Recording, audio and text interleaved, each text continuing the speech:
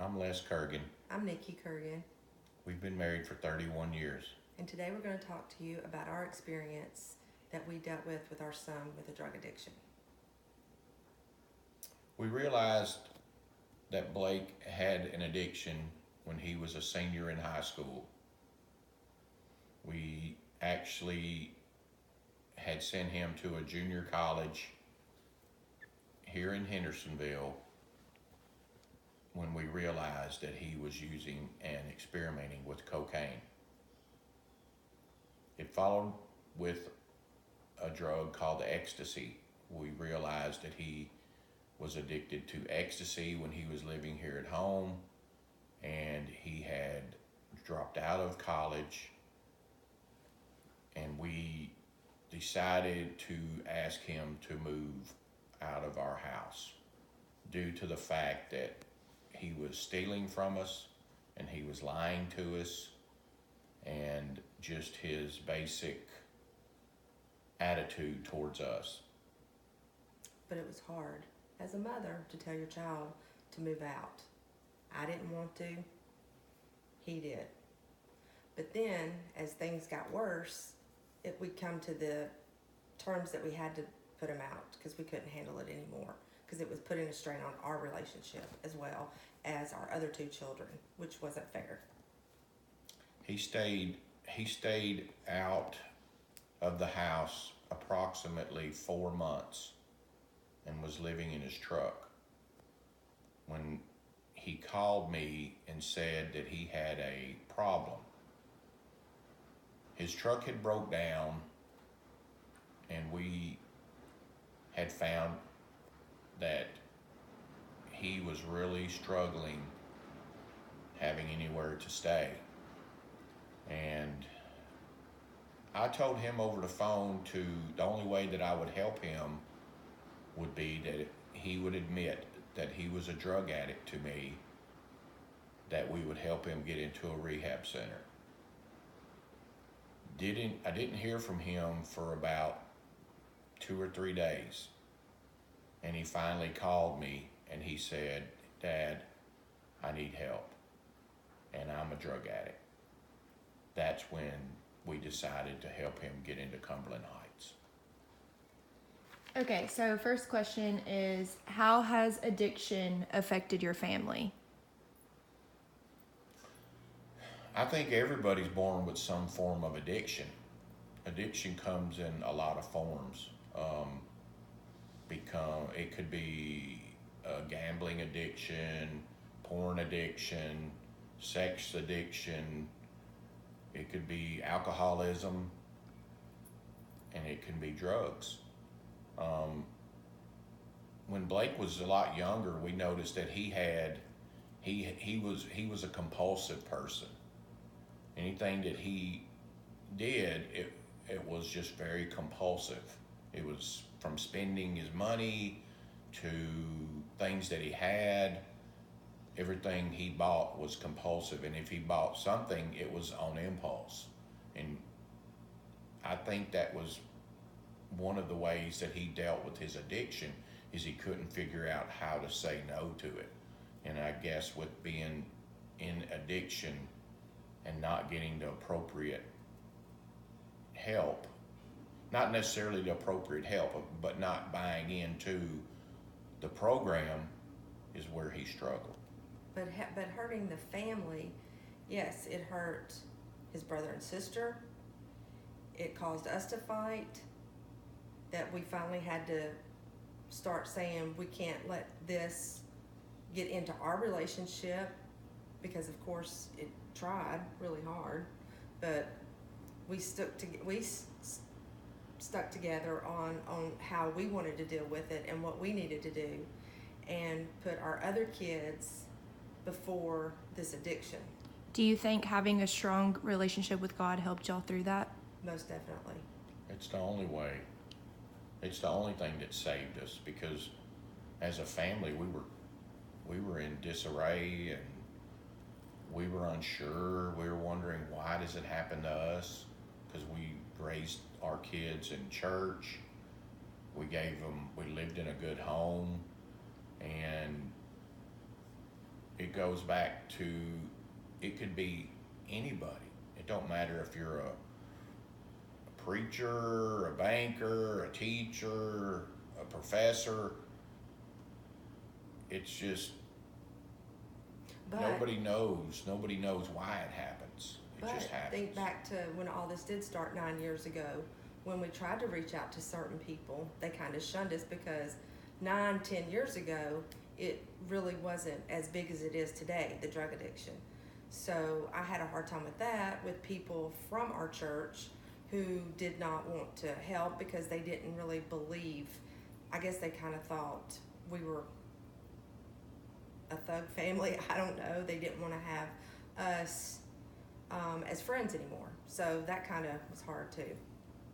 I guess people think that just if you have somebody in drug addiction in your family, years ago they used to think that they were thugs, and now it's coming around to where everybody realizes that it can happen to anybody. And it's in about everybody's family.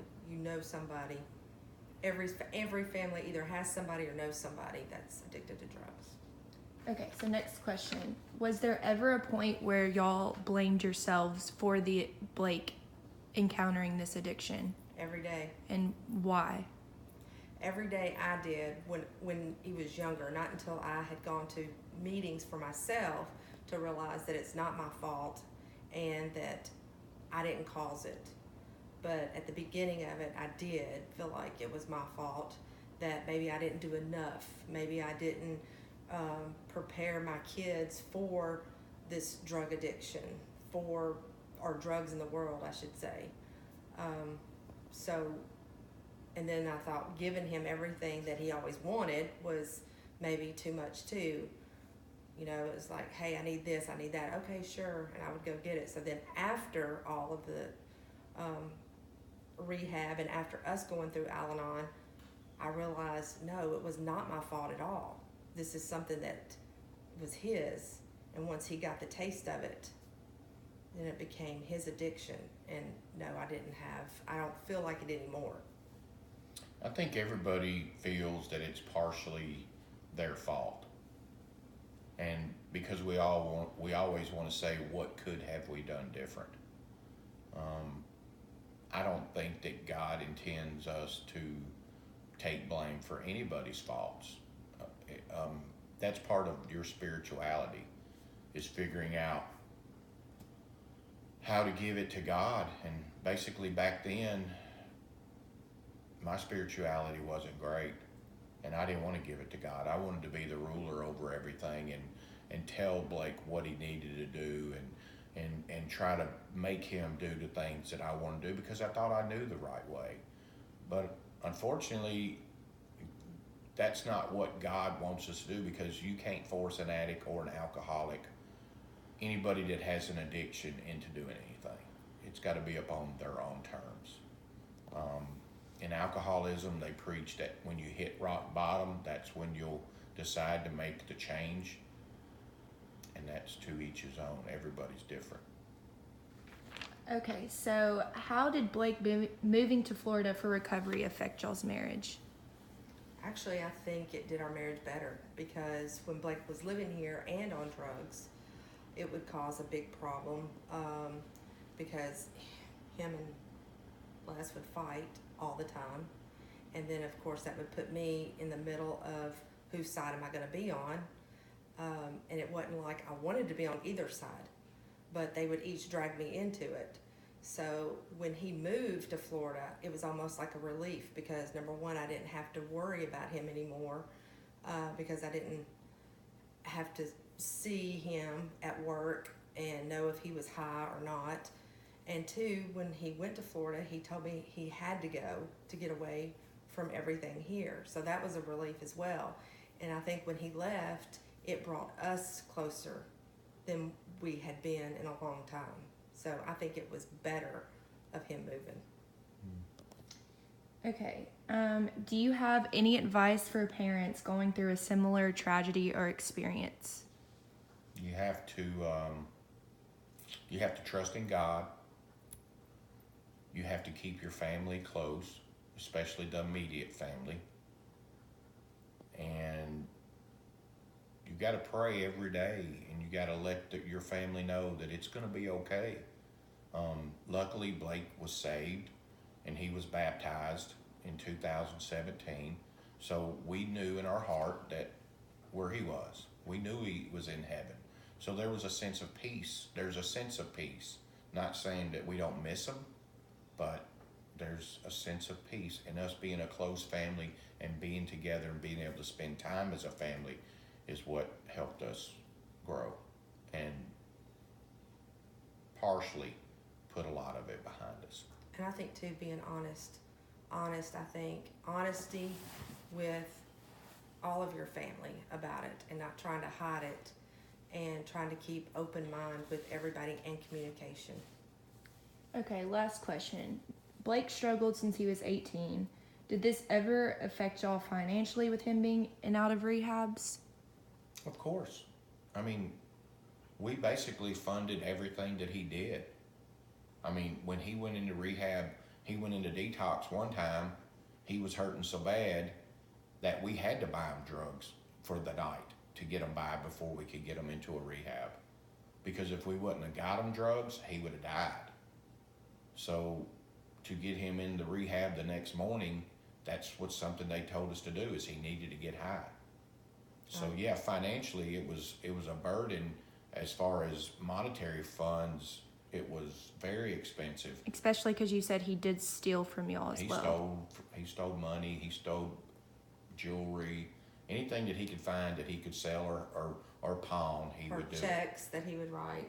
But that's Do you think just he did this out of hurt? Like, do you think that he was like, oh, I just want to do this, like, whatever? No, He strictly did it because he was wanted on drugs. He wanted the drugs. We actually even had to pay off his drug dealer one time, or I mean, he was told gonna us hurt him. he was gonna like kill him. So we had to take him to his drug dealer's house to give him money. And how many times did we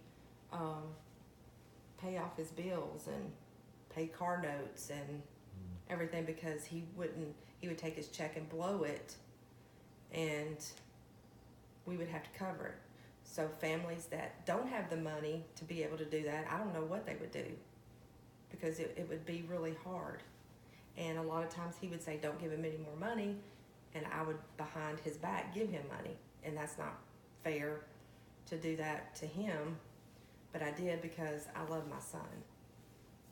Do y'all have any other comments or anything? I just think that when you deal with the addictions and alcoholism, you have to be patient to a point, but eventually you have to be strong and you got to be against it. Because if you baby somebody in addiction, they will manipulate you, they will take advantage of you, because they don't know any better. They don't realize how bad they're hurting you. And until they get better, do they start realizing that they have to make a lot of amends for all the stuff and all the problems that they caused here. And hopefully they'll make amends before something bad happens. I think that parents should, number one, get involved with their kids, stay involved with their kids, ask a lot of questions, and if your child is on drugs, you need to find help for yourself. Not only for your child, but you need to talk to someone, whether it be Al-Anon, your preacher, but you need help to be able to get through everything instead of burying your head in the sand. Well, thank y'all very much for letting me interview y'all. Thank you. Thank you.